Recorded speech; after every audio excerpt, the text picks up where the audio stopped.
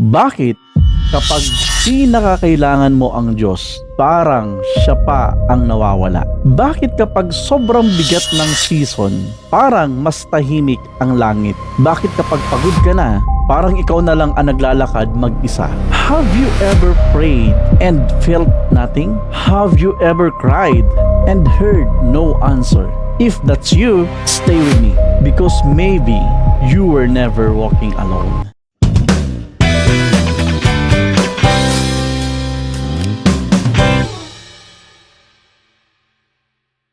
May isang kilalang kwento tungkol sa isang tao na nananaginip. Sa panaginip niya, nakita niya yung buong buhay niya. Parang eksena sa dalampasigan. Scene by scene, memory by memory.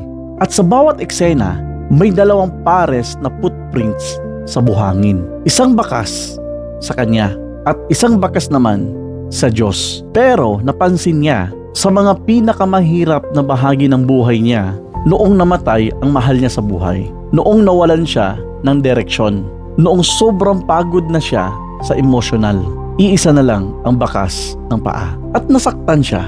Lord, bakit noong pinakakailangan kita ay iniiwan mo ako? At nang sumagot ang Diyos, my child, when the time you see only one set of footprints, that is when I carried you. Pause for a moment. How many times did you survive?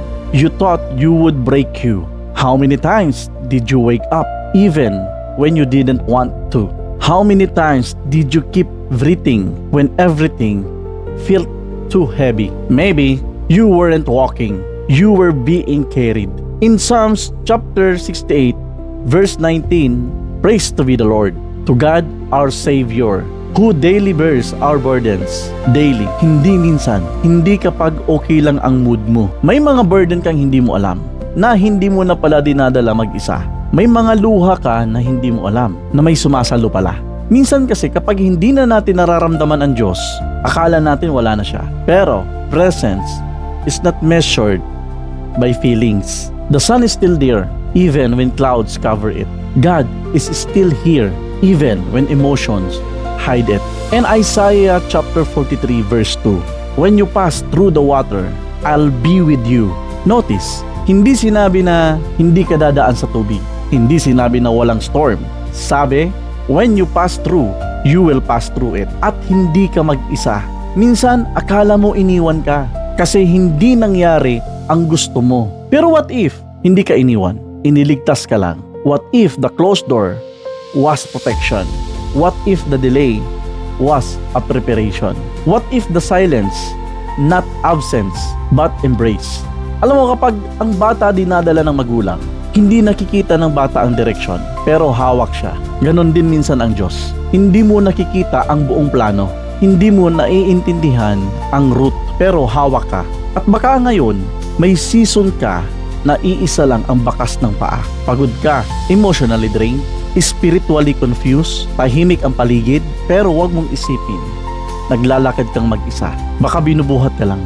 Baka hindi mo na kailangan lumakad kasi siya ang may hawak sa'yo. At kung totoo man na may isang bakas lang sa buhangin ng buhay mo, hindi yun tanda ng abandonment. Tanda yun ng intimacy. Because God is closest when you are weak. In 2 Corinthians chapter 12 verse 19, my grace is sufficient to you, for my power is made perfect in weakness. Sa kahinaan mo, hindi sa lakas mo gumagalaw ang Diyos. Sa kahinaan mo, sa moment na hindi mo na kaya, sa moment na sumuko ka na sa sarili mong kontrol, that's where He carries. Tanungin mo sarili mo, sa anong season ka ngayon? Naglalakad ka ba o binubuhat ka? At kung binubuhat ka, kaya siguro hindi mo maramdaman ang lupa, because you are no longer standing alone. Let me pray for you. Lord, may mga season sa buhay namin na hindi po namin maintindihan. May mga panahon na parang iisa lang ang bakas ng paa at akala po namin iniwan mo na kami. Pero turuan mo po kaming magtiwala na kapag hindi po namin kayang maglakad o lumakad, ikaw po ang bumuhat sa amin. Kapag mahina kami, ikaw po ang lakas namin. Kapag po tahimik ang paligid, ikaw po ay narito pa rin. Maraming salamat po dahil hindi mo po kami iniiwan. Ito po ang aming panalangin sa pangalan ni Jesus. Amen. If you only see one set of footprints, don't assume you were abandoned. You were carried. This is Sherwin Talks, and you were never walking alone.